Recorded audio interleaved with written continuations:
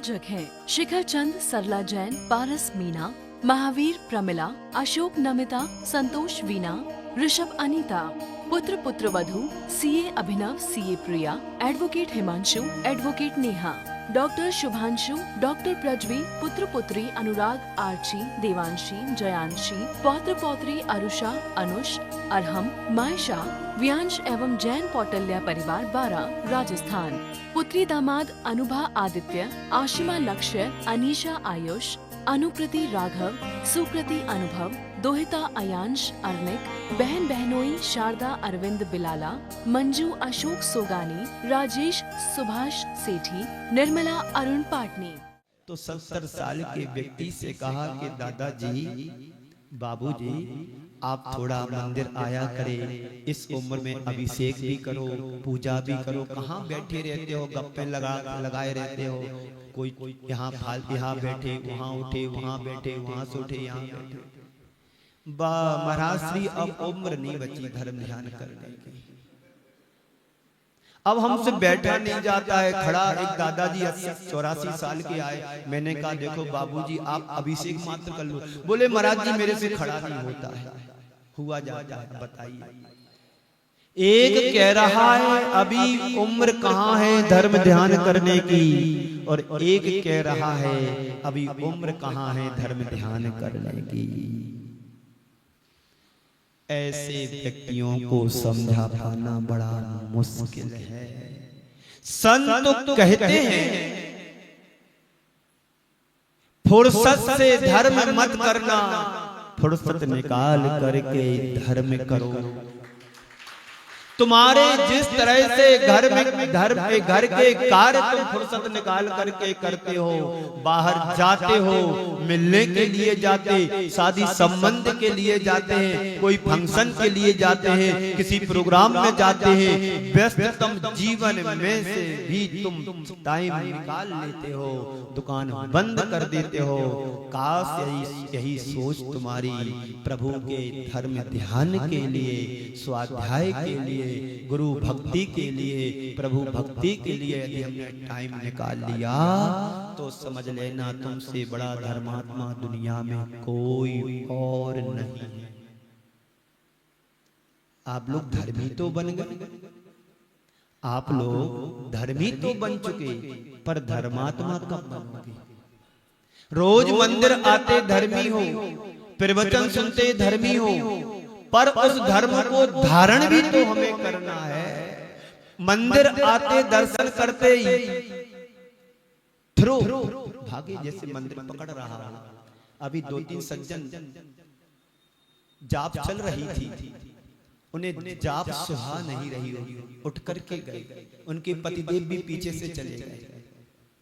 अरे 5 मिनट में 27 बार जाप करना है, कितना टाइम लगेगा? 10 मिनट लगेगा। ये रुचि का अभाव हमारे स्वाध्याय नहीं करने के कारण हो रहा। आप संसार के गोरख धंधों में फंसे हैं, दौड़ धूप कर रहे हैं, करते कि नहीं करते? पर इसमें पाप का आश्रय होता है। और स्वाध्याय तुम जिस दिन करना शुरू कर दोगे तो हर चीज में तुम्हें क्रिया दिखेगी। कोई भी कार्य करोगे तो ये सोचो कि पाप का आसरा ना हो जाए। उठाना भी सोच जानबूझ करके, देख करके उठाना और देख करके रखना। एक बार भगवान महावीर से गौतम गणधर ने प्रश्न किया। बुद्ध ने कहा, बुद्ध ने भगवान महावीर से प्रश्न किया कि भगवान ऐसा मैं क्या करूं, ऐसा मैं क्या करूं जिससे पाप का बंध ना हो। एक गाथा के माध्यम से कदम चढ़े कदम चिट्ठे, कदम चढ़े कदम चिट्ठे, कदम मासे कदम भुंजे।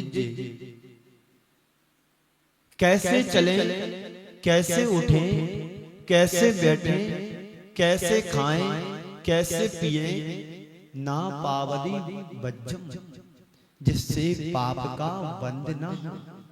एक गाथा के माध्यम से उन्होंने प्रश्न किया कि मैं कैसे चलूं, कैसे बैठूं, कैसे उठूं, कैसे खाऊं, कैसे पिए, कैसे सोएं, कैसे क्या करें जिससे पाप का बंध ना हो।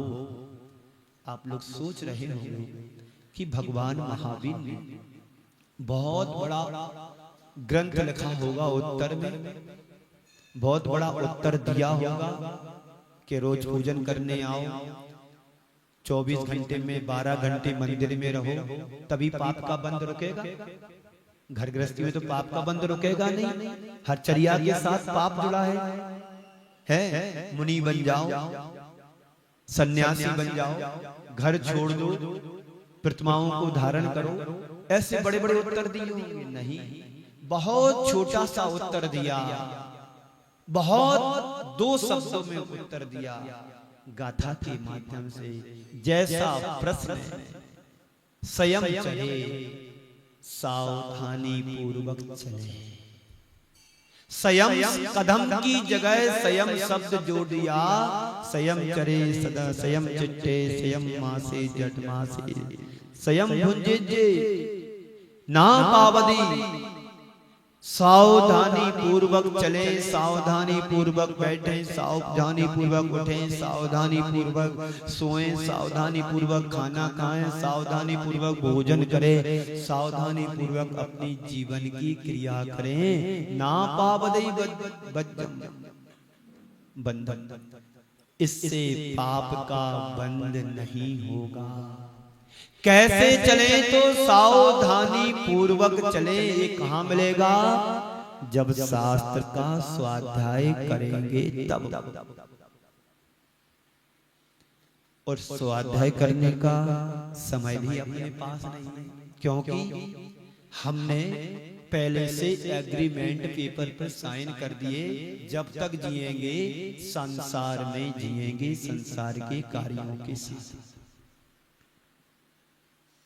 साधु संतों को तो कोई काम रहता नहीं है, बस एक ही बात है, धर्म करो, धर्म करो। कितना धर्म करो? क्यों रमेश सिंह जी, कितना धर्म करो? एक लिमिट होता है। आप क्या जाने घर गृहस्थी क्या होती है, बच्चों को कैसे पैदा करना पड़ता है, बच्चों को कैसे संभालना पड़ता है, उनकी परवरिश कैसे करना पड़ती है। बच्चे बड़े बड़े जवान हो रहे हैं, कॉलेज में पढ़ने लगे हैं, उनकी फीस भी लाखों रुपए में है, तो मेहनत तो करना पड़ती है, व्यापार तो करना पड़ता है, बिजनेस तो करना पड़ेगा, तब ना उनको पढ़ा लिखा पाएंगे। फिर उनकी शादी भी करना है, फिर उनका घर भी व्यवस्थित करना है। महाराज को तो एक ही काम है कि स्वाध्याय करो, पूजा करो, पाठ करो। बंधु ये नहीं करेंगे तो जहां से आए तो वहीं जाओ। तहते चय था वर्तन धरे, यो परिवर्तन पूरे गए। सम्यक दर्शन बिन सुख लेस न पाए। सम्यक दर्शन के अभाव में रंच मात्र भी सुख प्राप्त नहीं होगा। और यदि हमारे पास सम्यक दर्शन होता ना, तो आप यहाँ नहीं बैठे होते, आप स्वर्ग की विभूति का उपभोग कर रहे होते। ये पक्का है, तय है। सम्यक दृष्टि यहाँ पर वर्तमान में जन्म लेगा ही नहीं। जितनों का जन्म हुआ सबका मिथ्यात्व के साथ हुआ, और यहाँ सम्यक दर्शन को प्राप्त किया और स्वर्ग की विभूति को प्राप्त करते हैं। तो आप सभी वैसा करने की कोशिश करो। कैसा? स्वाध्याय के प्रति रुचि जगनी चाहिए। वैसी परिलक्षित नहीं होती है, दिखती नहीं है जो होना चाहिए। हम आप लोगों को यहाँ प्रवचन सुना रहे, तो आप अपने हृदय से बैठे तो बहुत अच्छी बात है, और बैठना पड़ रहा है तो गड़बड़ है। ये अंदर से रुचि जगना चाहिए कि महाराज श्री का प्रवचन शुरू ना हो जाए उसके पहले मैं पहुंचूं। 1999 के दशक में, 90 के जब मैं छोटा था, पूज्य समता सागर जी का सत्संग ललितपुर चातुर्मास चल रहा था। बहुत बड़ी समाज है ललितपुर की, कम से कम 50,000 की जनसंख्या होगी। क्षेत्रपाल मंदिर में चातुर्मास चल रहा था और चातुर्मास के दौरान श्रावकाचार्य की क्लास स्वाध्याय प्रवचन होता था। उस हॉल में, जो अब तो मिट गया है, पुराने समय की बात बता रहा हूं, कम से कम 5,000 लोग 8 बजे के पहले जमा हो जाते थे। 3 दिन समता सागर जी स्वाध्याय करते थे प्रवचन के माध्यम से, और 3 दिन प्रमाण सागर जी, और 7वें दिन रविवार का दिन प्रवचन होता था। रुचि की बात कर रहा हूं, आज भी उन लोगों के पास हजारों की संख्या में लोग उपस्थित होते हैं। और आदिनाथ चैनल के माध्यम से 170 देशों में उनका प्रवचन जैन नहीं, जैनेतर बंधु भी सुनते हैं। किसी को सुने ना सुने, पर प्रमाण सागर जी महाराज के प्रवचन तो जैनेतर लोग ज्यादा सुनते हैं। इंतजार करते हैं कि 8:20 से प्रवचन आएगा 56 मिनट का। कितने मिनट का? 56 मिनट में 1 मिनट भी ज्यादा नहीं होता है, कट जाता है। ये रुचि भी हमारे अंदर जगना चाहिए। तो हम लोग क्या करते हैं, ज्यादा हुआ तो पूजा पाठ कर लेते हैं, उपवास में रुचि रख लेते हैं। आज चतुर्दशी है, बहुत से लोग उपवास भी करेंगे, लेकिन स्वाध्याय के प्रति जैसी रुचि होना चाहिए, दिखनी चाहिए, वैसी रुचि दिखती नहीं है। महानुभाव, एक क्रियाएं आप करिए, लेकिन इसके साथ अगर स्वाध्याय जुड़ गया तो आनंद की वृद्धि कई गुना बढ़ जाएगी। जो आप कर रहे हैं उन क्रियाओं में 4 चांद लग जाएगा। वैसे पूजा करना भी एक स्वाध्याय है, पर उसका अर्थ भी समझ में आना चाहिए। रूटीन में कर रहे तो करते चले जा रहे हैं, पर उस पूजन का अर्थ भी तुम्हें मालूम होना चाहिए। आप विनय पाठ पढ़ते हैं, यह विधि ठाणो होए के प्रथम पढ़े जो पार, धन्य जिनेश्वर देवे तुम। यह विधि ठाणो होए के बैठ करके नहीं, लेटे लेटे नहीं, ऊँघते ऊँघते नहीं, बातें करते करते नहीं। यहाँ विनय पाठ पढ़ रहे, यहाँ पूछ रहा है, अरे तुम बहुत दिन बाद दिख रहे हो। अनंत चतुष्टय के धनी, अरे तुम आज ही आए हो, कल आए थे? नहीं, आज सुबह ट्रेन से आए, फ्लाइट से। मुक्ते बधू के कंते तुम, बस विनय पाठ हो गया। कोई आ गया, देख लिया, जलम मेरे पाँव में थी। ऐसे करोगे तो क्या पाओगे? कमल, कौन से कमल है? मड़मोड़ा, गढ़मोड़ा वाले। अभिषेक करो। कमल अभिषेक करेगा तो कमल के पुण्य में अनंत गुनी वृद्धि होगी। जितना तुम अभी कमा रहे हो, इससे और कई गुना कमाने में वृद्धि हो जाएगी। कई लोग हम लोगों के पास आते हैं, महाराज श्री आशीर्वाद दो, व्यापार नहीं चल रहा, व्यापार चले। महाराज श्री आशीर्वाद दो, बेटे की शादी नहीं हो रही है। महाराज श्री आशीर्वाद दो, बेटा सीए कर रहा है, एक पेपर अटक रहा है। महानुभाव, हमारे आशीर्वाद में ताकत होती ना, मैं पकड़ पकड़ सबको सीए बना देता, सबकी शादी करा देता, सबका व्यापार प्रोग्रेस करा देता। कमी आशीर्वाद में नहीं, कमी तुम्हारे पुरुषार्थ और पुण्य में है। पुण्य के अभाव में सारे काम अटकते हैं। पुण्य फला, तो पुण्य के फल से स्वर्ग की विभूति तो घास फूस की तरह है। कोई पुरुषार्थ नहीं करने की जरूरत है। पुरुषार्थ करो तो मोक्ष जाने के लिए करो, तो स्वर्ग तो अपने आप मिल ही जाएगा। कर्मों की निर्जरा के लिए तो बाकी काम तो अपने आप बनेंगे। आपके बिगड़े काम बन क्यों नहीं रहे हैं? क्योंकि पुण्य का अभाव है। आपके बेटे की शादी का योग क्यों नहीं बन रहा है? क्योंकि पुण्य का अभाव है। आपका बच्चा सीए क्वालिफाइड क्यों नहीं कर पा रहा है? कहीं पुण्य का अभाव है। उस पुण्य को बढ़ाने के लिए दान और पूजा हमारे आचार्यों ने उपदेश और प्रेरणा दी है।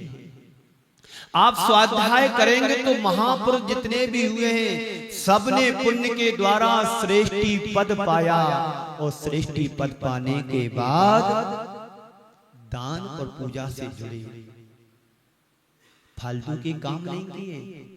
हमने भी श्रेष्ठी पद पाया, पर कर क्या रहे हैं जो नहीं करना चाहिए। पैसा तुम्हारे पुण्य से आया, उस पैसे को तुम लगाओ सत्कार्य में, मानवता के कल्याण में, दीन दुखियों के परोपकार में। अरे अभी तो 81,000 का कलश लिया है, अब कैसे आगे दूं? अभी 3.5 लाख रुपए का कलश रखा है, अब कोई दूसरा 5,000 की बोली का काम आ जाए, शांति धारा है, किसी दूसरे निमित्त से अभी तो कलश रखा है। अभी हमारी अनुकूलता नहीं है, बाद में बताएंगे। जो पुण्य चल कर के तुम्हारे दरवाजे तक आया, उसको तुमने ठुकरा दिया। ये भाव होना चाहिए। नहीं, कोई भी आए एक टाइम रोटी खाकर के जीवन गुजार लूंगा, पर आया हुआ निमित्त दान का, पुण्य कमाने का, उसको मैं छोड़ूंगा नहीं। इस कार्यक्रम के पुण्यार्चक थे शिखर चंद, सरला जैन, पारस मीना, महावीर प्रमिला, अशोक नमिता, संतोष वीना, ऋषभ अनीता, पुत्र पुत्रवधू CA Abhinav, CA Priya, advocate Himanshu, advocate Neha, doctor Shubhanshu, doctor Prajvi, पुत्र पुत्री अनुराग, आर्ची, देवांशी, जयांशी, पौत्र पौत्री अरुषा, अनुष, अरहम, मायशा, व्यांश एवं जैन पौटल्या परिवार 12 राजस्थान। पुत्री दामाद अनुभा आदित्य, आशिमा लक्ष्य, अनीशा आयुष, अनुकृति राघव, सुकृति अनुभव, दोहिता अयांश अर्निक, बहन बहनोई शारदा अरविंद बिलाला, मंजू अशोक सोगानी, राजेश सुभाष सेठी, निर्मला अरुण पाटनी।